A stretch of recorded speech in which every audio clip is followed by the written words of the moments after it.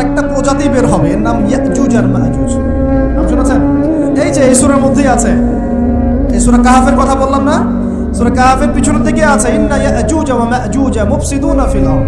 যুলকারনাইন বাদশার কথা পড়বেন, তিনি এই যে দেয়াল নির্মাণ করে দিয়েছিলেন লোহা এবং তামা দিয়ে, মনে আছে, পড়েছেন? আচ্ছা, এই ইয়াজুজ আর মাজুজ যখন বের হবে পৃথিবীর পানি খেয়ে শেষ করে ফেলে দিবে। এরা এত বেশি হিংস্র হবে যে এদের সাথে লড়াই করার মতো ক্ষমতা কোনো মানুষেরই থাকবে না, এমনকি ঈসা আলাইহিস সালামেরও নয়। ঈসা আলাইহিস সালাম তুর পাহাড়ে চলে যাবেন মুসলিমদেরকে নিয়ে, তুর পাহাড়ের ভিতরে মুসলিমরা সেখানে লুকিয়ে থাকবে, পৃথিবীর মেসাকার অবস্থা হয়ে যাবে, পৃথিবীর পানি খেয়ে শেষ করে ফেলে দেবে হিংস্র প্রজাতি। তখন ঈসা আলাইহিস সালাম আল্লাহর কাছে দোয়া করবেন, আল্লাহ এই বিভৎস জাতিকে ধ্বংস করো। আল্লাহ রাব্বুল আলামিন তখন ওই ইয়াজুজ আর মাজুজের এই কাঁধে, ঠিক কাঁধের মাঝখানে একটা ভাইরাস জন্ম দিবেন। কি জন্ম দিবেন? ওই যে বলি না মহামারীর ভাইরাস, অমুক ভাইরাস তমুক ভাইরাস, এই ভাইরাস আরো সামনে আছে বাকি। ওই ভাইরাসে, ওই পোকায়, ওই ব্যাকটেরিয়া বা যেটাই হোক আল্লাহ পাক যাই দিবেন, এতে করে ইয়াজুজ আর মাজুজের পুরো প্রজাতি ধপ ধপ ধপ ধপ করে মারা যাবে। মানে এটা ছোঁয়াচে রোগ হবে। কি রোগ হবে? ছোঁয়াচে। ঠিক যেমন আমরা একটু করোনা দেখলাম না, একজন থেকে আরেকজন, একজন থেকে আরেকজন, এরকম জিনিস চলবে আরো বিশ্বে।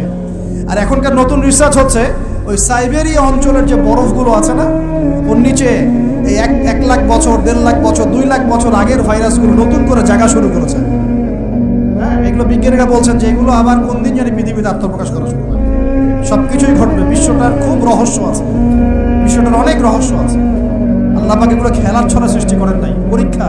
লিয়াবলুয়াকুম আইয়ুকুম আহসানু আমালা, আল্লাহ পাক বলেছেন। এরপরে ইয়াজুজ আর মাজুজের সব প্রজাতি মারা যাবে।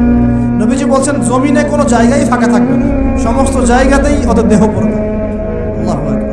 এরপরে ঈসা আলাইহিস সালাম আল্লাহকে বলবেন, আল্লাহ জমিনটাকে পবিত্র করে দাও। আল্লাহ পাক কি করবেন জানেন? বড় বড় নখরওয়ালা, বড় বড় নখ আছে, নখ দেখেছেন? বড় বড় নখওয়ালা একটা স্পেশাল প্রজাতির পাখি আল্লাহ পাঠাবেন। কি পাঠাবেন?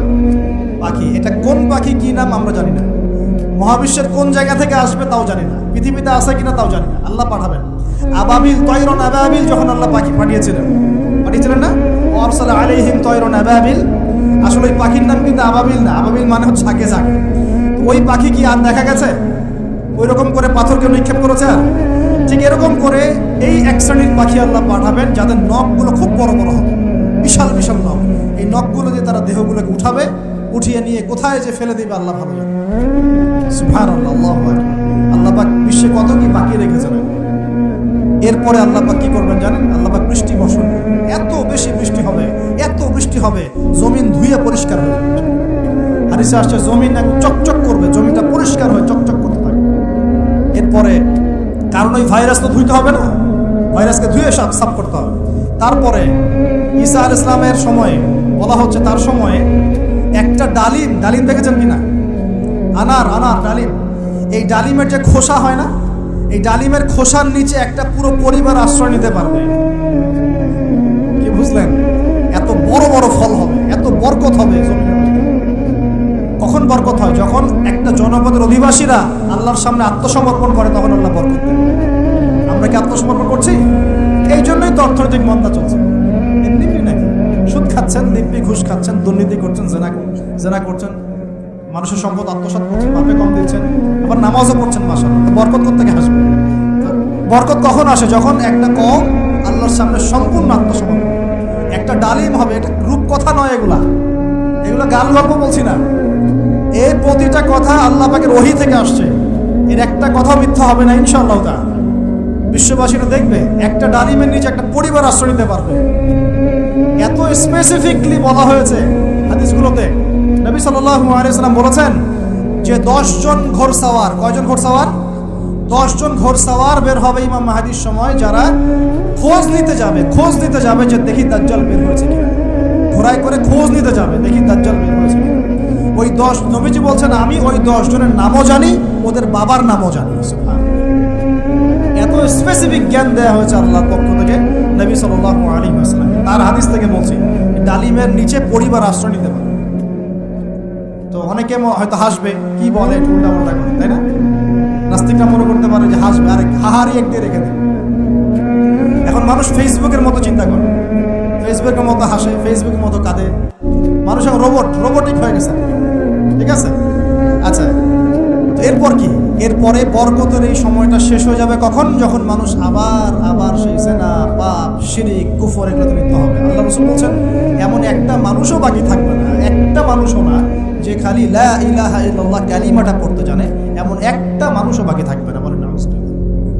ওরা হবে এই পৃথিবীর সবচেয়ে নিকৃষ্ট মানুষ, ওদের চেয়ে নিকৃষ্ট কোনো মানুষ এই পৃথিবীতে হবে। এখনো কি এরকম সময় আসছে? আসে নাই। এখন কি লা ইলাহা ইল্লাল্লাহ আছে না? পূর্ণাঙ্গ প্রয়োগটা নাই, কিন্তু কালিমা তো আছে কি না? তখন নবীজি বলছেন এমন একটা যুগ আসবে যে লা ইলাহা ইল্লাল্লাহ বলার মতো একটা মানুষ খুঁজে পাওয়া যাবে না, আর মানুষ রাস্তাঘাটে কুকুরের মতো জেনা করবে। রাস্তাঘাটে কুকুর যেমন সঙ্গম করে না রাস্তাঘাটে, ওই রকম করে মানুষ রাস্তাঘাটে জেনা করবে। ওই সময়ে আল্লাহ রাব্বুল আলামিন পশ্চিম দিক থেকে সূর্য উঠবে। কোন দিক থেকে?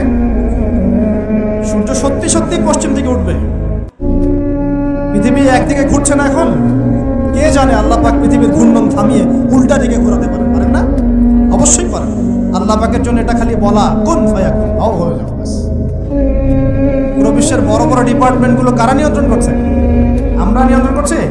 জি না। এমনকি খ্রিস্টানরাও নিয়ন্ত্রণ করছে না, বরং ওরাই নিয়ন্ত্রণ করছে। আপনাকে গভীরে ঢুকতে হবে। তো তার মানে সে আত্মপ্রকাশ না করলেও তার অনুসারীরা তো মাশাআল্লাহ শক্তিশালী হয়ে গেছে কিনা? তার মানে সময় কাছে না দূরে?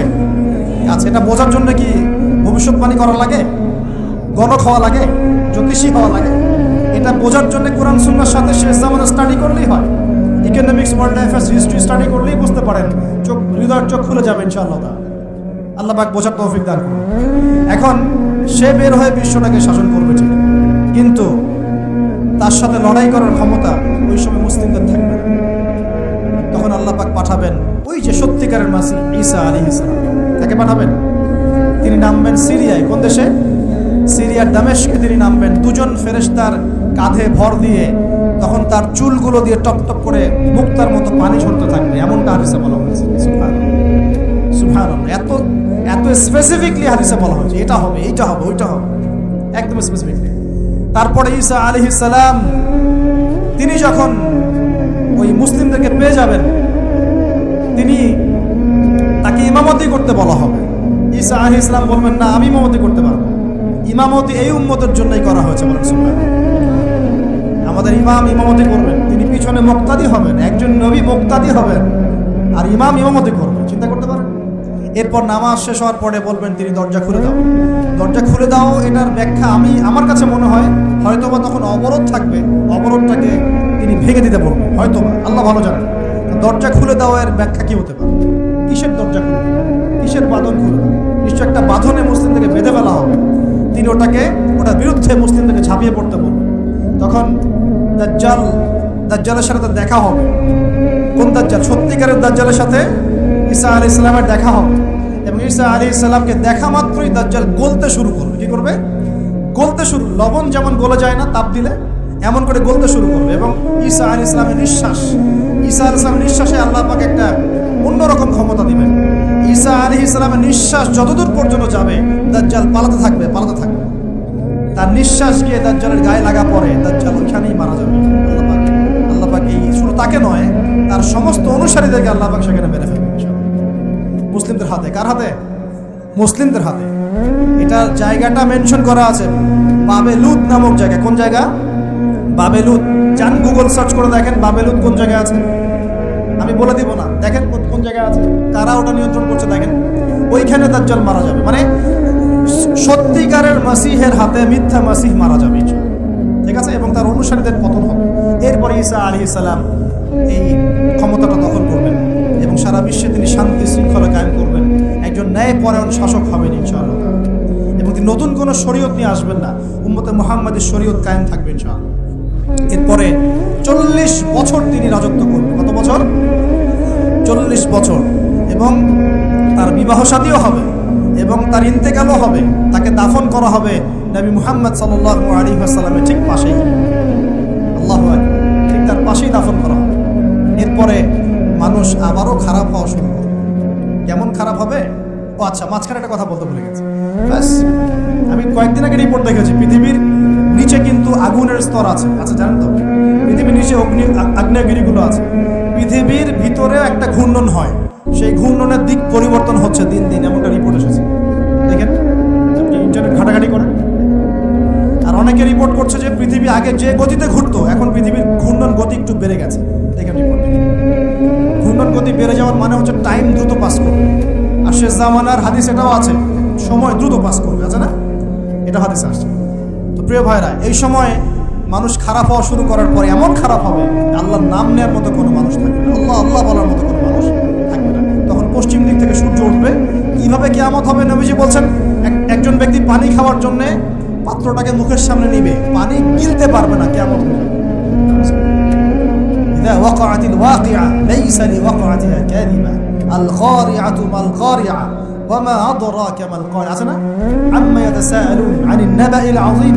কত সূরা আছে কিয়ামত সংক্রান্ত, পড়ে দেখেন। ইযা যুলজিলাতিল আরদু জিলজালাহা ওয়া আখরাজাতিল আরদু আথকালাহা ইযা আশ-শামসু কুওয়িরাত ওয়া ইযা আন-নুজুমু ইনকাদারাত।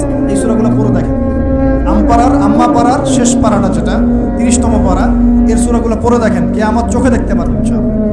সিংহায় ফুঁক দেওয়া হবে। আল্লাহ পাকের ফেরেশতার এত ক্ষমতা আল্লাহ দিয়েছেন, একটা ফুয়ে পুরো মহাবিশ্ব ধ্বংস হয়ে যাবে ইনশাআল্লাহ। চারটাখানি কথা নাকি? দ্বিতীয় ফুৎকারে আবার সবাইকে জীবিত করা হবে। এবং এই যে দুনিয়ার জীবনটা আমরা কাটাচ্ছি, এই 30, 40, 50, 60, 100 বছরের জীবন, এই জীবনের এক একটা হিসেব আল্লাহর সামনে দাঁড়িয়ে সেদিন দেওয়া লাগবে। অতএব এই দুনিয়ার জীবনটাতে প্রস্তুতি গ্রহণ করি, 5 ওয়াক্ত নামাজ পড়ি, যাকাত দেই, কালিমা বোঝার চেষ্টা করি, আল্লাহ তাওহীদ শিখি, জানি, বুঝি, নবীর সুন্নত অনুযায়ী আমল করি, হালাল খাই, পরিবার করি, মানুষকে সৎ কাজে দাওয়াত দেই, অসৎ কাজে নিষেধ করি, ইসলামকে আল্লাহর জমিনে প্রতিষ্ঠা করার চেষ্টা করি। আল্লাহ পাক যা দিয়েছেন, জানমাল, সময়, শ্রম, আল্লাহ পাক যা দিয়েছেন, ক্ষমতা, প্রতিপত্তি, সম্পদ, এগুলোকে আল্লাহর দিনের জন্য ব্যয় করি। ইনশাআল্লাহ দুনিয়া সফল হব, পরকালে সফল হব ইনশাআল্লাহ। আল্লাহ পাক আমাদের সবাইকে সমকালীন ফিতনাগুলো সম্পর্কে সচেতন থাকার তৌফিক দান করুন এবং এই রমজান, আসন্ন রমজানে পরিপূর্ণরূপে ইবাদত করার তৌফিক দান করুন এবং এই ইবাদত এবং শিক্ষাগুলোকে সারা বছর ধরে রাখার তৌফিক দান করুন এবং জামানা সম্পর্কে সচেতন থেকে আগামী দিনে যা হবে সেভাবে পদক্ষেপ নেওয়ার তৌফিক আল্লাহ পাক দান করুন। আমিন।